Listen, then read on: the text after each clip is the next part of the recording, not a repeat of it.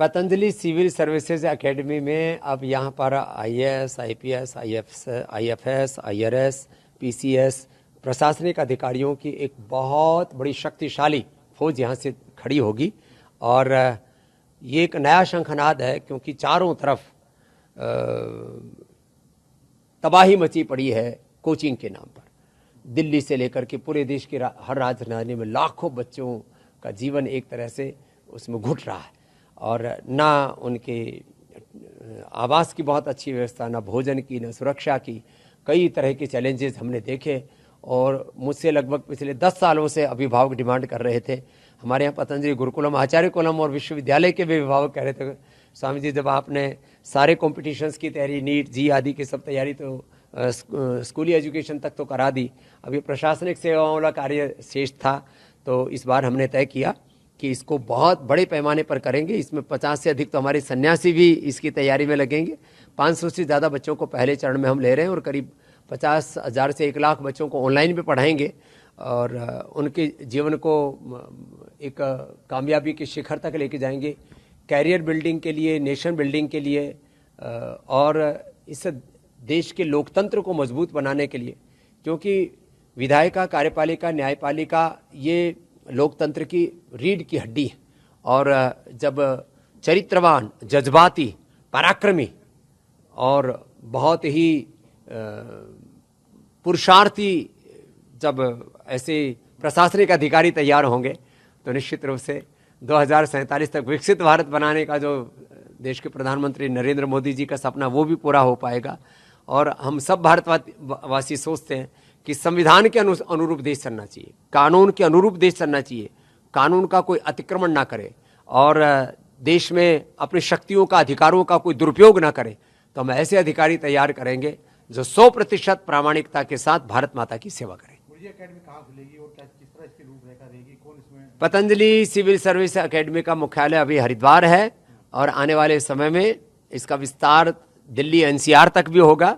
यद्यपि जो civil services की यूपीएससी आदि की जो तैयारी करवाने वाले जो इंस्टीट्यूशंस हैं, उनमें खलबली मची पड़ी है, क्योंकि हम जो प्रतिभावान हैं, गरीब हैं बच्चे, उनको हम 100% निःशुल्क पढ़ाएंगे, और बाकी से भी नाम मात्र का, जिससे कि इंस्टीट्यूशन को हम चला सके।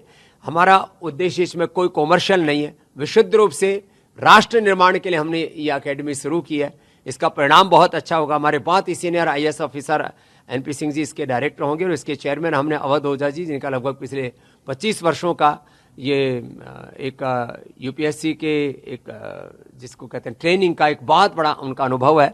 लाखों लोगों को उन्होंने इस दिशा में प्रेरित किया। 1000 से ज़्यादा उनके शिष्य आज आईएएस आईपीएस पूरे देश भर में हैं भी, और बाकी भी बहुत ही जो सीनियर टीचर्स हैं, प्रोफेशनल्स हैं, वो इन बच्चों को पढ़ाएंगे। गरीब, अमीर, अगड़े पिछड़े, आदिवासी, वनवासी, सब जाति वर्ग समुदाय के बच्चे इसमें भाग लेंगे, बिना किसी भेदभाव के। ये पतंजलि सर्विस एकेडमी काम करेगी। कौन सी तारीख से शुरू हो रहा है? ये अगले महीने 15 जुलाई इसकी लास्ट डेट हमने रखी है, और 3 दिन का एक उनका प्रारंभिक परीक्षण रखा है, और उसको जो उत्तीर्ण कर लेंगे, उसमें जो अच्छे मार्क्स से लेकर के आएंगे, उनको 1 लाख रुपए से लेकर के 2.5 लाख रुपए तक तो उनको हम छात्रवृत्ति देंगे बच्चों को। गुरु जी, लास्ट क्वेश्चन है। गुरु जी, जो लोग जो छात्र आत्महत्या करें, छात्र आत्महत्या करें, उनके लिए क्या संदेश है आपका? अलग अलग ट्यूशन और ट्यूशन के नाम पर, कोचिंग के नाम पर जो अलग अलग जगह पर जो काम चल रहे हैं, मैं देखता हूँ वहाँ काफ़ी बच्चे सुसाइड कर रहे हैं, काफ़ी बच्चे नशेड़ी, गंजेड़ी, भगेड़ी, चरित्रहीन हो रहे हैं, दिशाहीन हो रहे हैं। ये बहुत ही दुर्भाग्यपूर्ण है। देश की युवाओं की शक्ति राष्ट्र निर्माण में लगनी चाहिए, न कि आत्मविध्वंस में।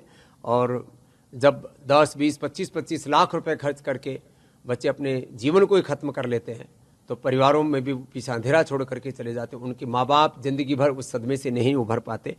तो हमारे पतंजलि में रहने वाला कोई भी बच्चा कोई गलत कदम उठा ही नहीं सकता। या तो वो IAS, IPS, IFS, IRS, PCS आदि बनेगा, या वो देश का किसी न किसी क्षेत्र में नेतृत्व करेगा, या अपना बिजनेस करेगा। यदि वो इस सिविल सर्विसेज को भी नहीं कर पाया, तो इतना अच्छा नागरिक बनेगा कि वो जहां भी जाएगा राष्ट्र निर्माण में एक बड़ी भूमिका निभाएगा, कभी भी गलत कदम नहीं उठाएगा।